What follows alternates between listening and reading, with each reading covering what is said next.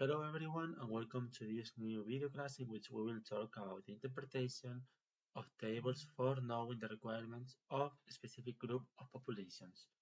Okay, first of all, before starting to talk about the tables, we need to know some important considerations that have been made during the use of the tables. Okay, some examples can be some of the things to have in mind are that some of the losses of the nutrients before they enter the body have been considered. This means the type of cooking, interaction with other nutrients, etc. Okay?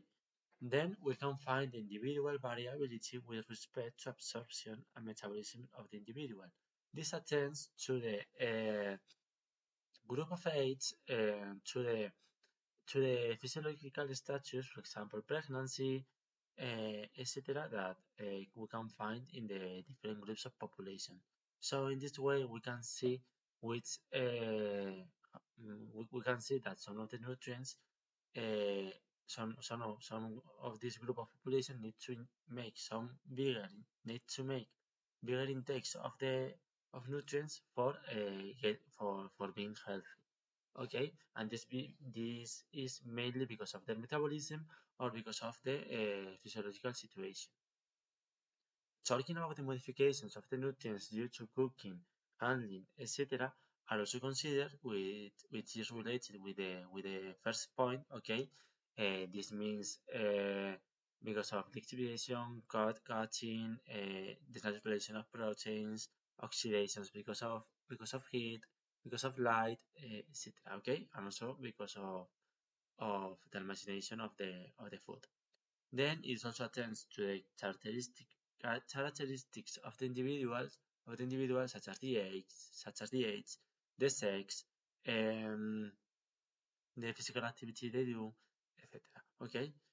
Uh, we have also to attend or to have in mind that they are not individualized. Okay, this remember, this is a statistical data which represents the 97-98% of the population, but maybe we can find some people who needs more or needs less. Okay, so you have also to have this in mind at the time of analyzing or seeing the needs of the population. Okay, this is an example of the table in which we can see it is divided by age and by sex. Okay, and also we have another part in which we can find the gestation and lactancy. Okay, if we also want to describe it more, we can see how energy intakes uh, goes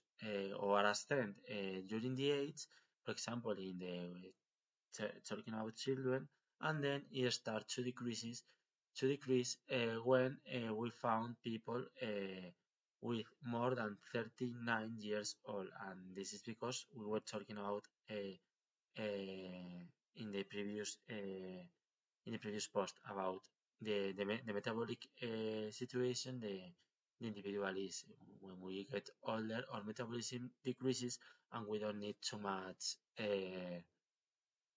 requirements of energy. Talking about protein, we see how it's always increasing till we reach the 19 years old. Then it starts to decrease. We also have to remember this is not individualized. Then we can also use the protein intakes by grain per kilogram of weight for being more precise. Okay. Then talking about calcium, we can also see uh, how it changes. No, and maybe the main point of these changes in the calcium is because the absorption. We pretend to absorb more calcium when we are younger. Then this capacity of absorbing calcium diminishes. The same happens with the iron, the jode, the zinc, the magnesium, etc. Then this table can continue, so we can see more variables such as more vitamins and more minerals, such as these ones. Okay, we can also see the thiamine, riboflavin, basically all the all the parts of of the micronutrients people will need. Also, we have to have the knowledge that data is calculated for moderate activity. That's why it's generalized, it's not individualized. If we have people with less activity or more activity, we will need to individualize the process. We have also this is useful for talking with for making programs in general, but not for individualized people. Then we have also to consider that the thiamine, riboflavin, and niacin must be adjusted for the calories intake. I mean, 0.5 milligrams of thiamine per thousand of calories, 0.6 of riboflavin per thousand calories, and 6.6 milligrams of niacin per thousand calories. Then we have also to see that there are some equivalents. Okay, one niacin equivalent is said that it can also be intaken by 1 milligram of niacin or 60 milligrams of tryptophan. The dietary folate equivalence is equals 1 picogram of folate from food that is the same than 0.6 picograms of folic acid from fortified foods and supplements consumed with food. That is equal to 0.5 picograms from synthetic folic acid, such as supplements, consumed on an empty stomach. Then we must also see that one retinol equivalent is equal to 1 picogram of retinol or 6 picograms of beta-carotenes. This means that some nutrients can be synthesized or are equivalents from another nutrients. We have also to consider that the tables have some characteristics. They are specific for a country, from reference individuals. They are classified in groups. Amounts are per person and day, but it's not necessary to comply daily. The important is the whole alimentation and the whole diet. It's based on healthy people, so if we have any illnesses such as any renal disease, etc., we can use them.